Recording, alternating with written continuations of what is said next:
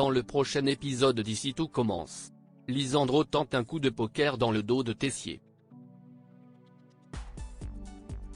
À la tête du double A, Salomé veut faire ses preuves.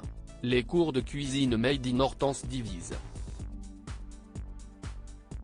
Attention, les paragraphes qui suivent contiennent des spoilers sur l'épisode d'Ici tout commence diffusé lundi soir sur TF1. Si vous ne voulez rien savoir, ne lisez pas ce qui suit. Lundi 16 octobre dans Ici tout commence. Lisandro s'est trouvé un remplaçant. Lisandro affirme à Tessier avoir trouvé un remplaçant, il s'agit de Stanislas Duchesnay. Le directeur de l'Institut, qui connaît évidemment ce nom prestigieux, est impressionné.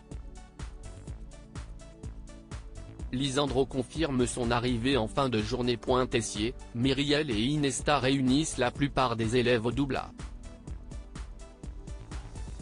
Lisandro leur annonce officiellement qu'il va devoir quitter l'Institut, non sans une certaine émotion. Quant à Tessier, il demande aux élèves de réserver un accueil chaleureux à son remplaçant, Stanislas Duchesnay. Cette double nouvelle fait son petit effet. Laetitia en profite pour remercier Lisandro de lui avoir donné sa chance en salle. Ce dernier lui assure qu'il demandera à son successeur de la laisser continuer sa formation. Quant à Deva, elle a du mal à réaliser que son mentor va quitter l'Institut. Lisandro lui révèle la raison de son départ, tout en la rassurant sur son avenir. De leur côté, Léonard et David se battent déjà pour savoir qui sera le chouchou de Stanislas. Pour mettre toutes les chances de son côté, David enfile un costume. Comme il l'avoue à Ethan, c'est surtout Deva qu'il compte impressionner en se faisant bien voir du nouveau maître de salle. En parallèle, Rose est étonnée que Lisandro ait réussi à faire changer Stanislas d'avis concernant le poste. Lisandro révèle alors à sa collègue qu'il s'agit d'un coup de poker. Il est prêt à prendre ce risque car il n'a pas d'autre solution. En fin de journée, tout le monde se prépare pour accueillir le remplaçant de Lisandro. Contre toute attente, ce n'est pas Stanislas, mais son père Hippolyte Duchesnay, qui débarque et rencontre le corps enseignant. Après quoi, Tessier prend Lisandro à part pour lui faire comprendre qu'il ne veut pas d'un vieux croulant comme nouveau professeur. Lisandro tente de faire valoir les qualités de celui qu'il a formé quand il était jeune, mais le directeur ne veut rien entendre. Il interdit Lisandro de partir à Montréal tant que cette affaire n'est pas réglée.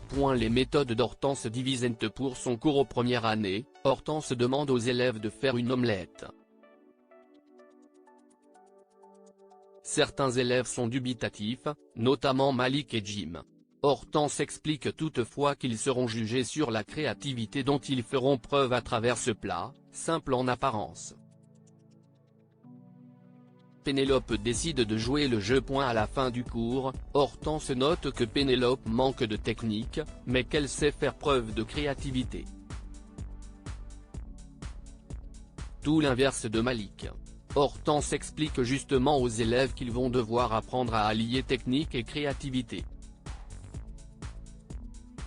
Pour les aider, elle leur a prévu un exercice à faire pour son prochain cours, s'entraîner à faire 50 rebonds d'affilée avec une balle et une raquette de ping-pong, tout en faisant complètement autre chose avec leur deuxième main. Malik et Jim ne se privent pas de se moquer d'elle et de ses méthodes peu conventionnelles. Dans le parc, Pénélope s'entraîne comme l'a recommandé Hortense et s'étonne que Malik et Jim ne fassent pas de même. Ce dernier critique les méthodes de la chef Rochemont, qu'il compte d'ailleurs dénoncer auprès de Myriel. Plus tard, Antoine convoque Hortense pour lui faire comprendre que les premières années sont un peu perdues face à ses méthodes. il lui conseille de les prendre davantage par la main pour qu'il se sente rassuré. Salomé veut faire ses preuves dans la cuisine du Doubla. Salomé est très stressée. Il s'agit de son premier jour en tant que chef alternante et elle compte bien faire ses preuves. Gaëtan, venu lui apporter les couteaux qu'elle avait oubliés à la coloc, la rassure sur ses compétences. Salomé doute néanmoins du changement qu'elle a opéré dans la gelée de Saint-Jacques en remplaçant le champagne par du prosecco. Au même moment, Tessier débarque pour s'assurer que Salomé gère le restaurant. En goûtant ce qu'elle prépare, il remarque aussitôt le changement qu'elle a initié et lui ordonne de suivre les recettes d'Anaïs à la lettre. Après le service, Claire vient voir Salomé en cuisine pour lui annoncer qu'un critique culinaire viendra déjeuner au Doubla mercredi prochain. Claire en a profité pour lui parler du projet de Salomé. Emballé par ce concept, il est donc prêt à lui fournir une liste d'ingrédients pour que la chef lui prépare une assiette sur mesure. Or, Salomé doute que Tessier accepte. Claire se propose d'aller directement en parler avec lui. Lorsqu'elle croise Tessier dans le parc, Claire en profite pour lui parler du projet de Salomé et le défendre de son mieux. Mais le directeur est ferme, il est hors de question que Salomé innove au Doubla. Il soupçonne d'ailleurs Claire de se servir de cette situation pour lui nuire par pure vengeance personnelle. Claire retrouve ensuite Salomé et Gaëtan pour annoncer la mauvaise nouvelle à la jeune fille.